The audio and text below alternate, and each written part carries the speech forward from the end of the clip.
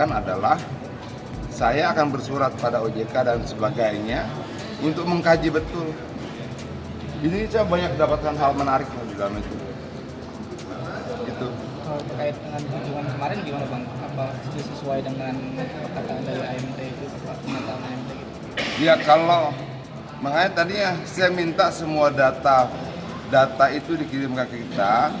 Kan kita datang, kita lihat secara fisik bagaimana, menurut mereka secara fisik 11%, tapi pembangunan fisiknya ya. Tapi ada beberapa unsur-unsur lain yang kemudian secara, apa sih namanya itu, kita mengukur apa itu, progres pembangunan tuh, itu katanya sudah tercapai 50%, itu bisa kita perdebatkan. Tadi belum sesuai smelter kan belum apa-apa. Dan menurut gua harusnya tetap dilarang ekspornya sampai selesai upaya untuk melakukan kajian terhadap progres pembangunan itu dilakukan oleh lembaga independen. Tapi dokumen dari pihak Aman sendiri kan udah masuk ke OJK 21 Maret kemarin Pak. Dokumen IPO-nya? Iya, rencana IPO-nya. Iya, ini kita harus periksa. Iya kan kita bisa ngomong ke OJK juga. Tunda dong, kenapa ternyata begini.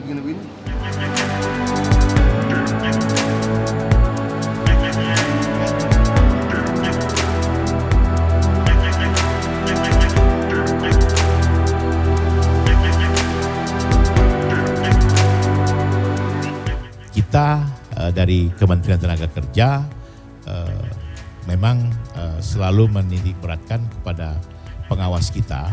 Kita punya pengawas Pak Iwin, itu di provinsi dan kabupaten yang memang kepanjangan tangan Man ini banyak hal yang sudah dapat kami dilaporkan kepada kami.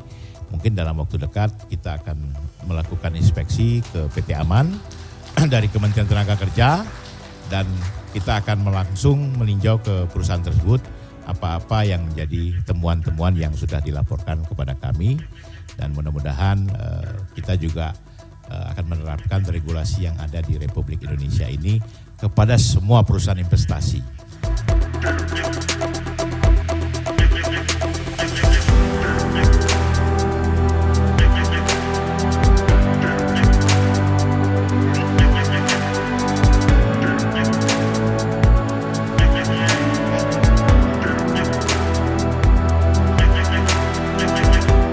Sebaiknya jangan go public.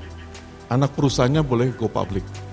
Makanya kalau kita pernah dengar bahwa waktu itu akan ada holdingisasi perusahaan-perusahaan bidang keuangan, saya bilang jangan perusahaan yang sudah go public karena itu ada milik masyarakat di situ sebagai holding.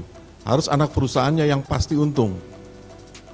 Kemudian hal lain juga kita harus lihat bahwa sebetulnya bicara mengenai IPO itu kan sebenarnya dia akan menjual saham kepada masyarakat. Sehingga harus ada transparansi. Ada masalah apa sih di perusahaan itu? Nah, dari informasi yang saya terima, masalahnya nggak main-main. Bidangnya ketenaga kerjaan, bidangnya lingkungan hidup, dan bidangnya juga mengenai kemasyarakatan, ya, corporate social responsibility yang tidak dilaksanakan. Ini harus dikelirkan dulu sebetulnya. Ya, tapi ini kan kaitannya dengan anak perusahaan, bukan dengan holding. Nanti kalau misalnya IPO, tentunya yang dipresentasikan adalah holdingnya. Dan holding itu nggak boleh mengklaim apa yang dimiliki oleh anak perusahaan sebagai miliknya dia. Ini terjadi kekacauan di kita sendiri sebenarnya. Ya, mudah-mudahan ini harus clear. Siapa yang mau go public? Kok yang ditongolkan adalah memang holdingnya Pak yang dimunculkan. Tapi sebenarnya aset yang diakui, kegiatan yang diakui adalah anak perusahaan punya. Lah kenapa bukan anak perusahaannya aja yang go public? Kita lebih enak untuk mengkritisinya.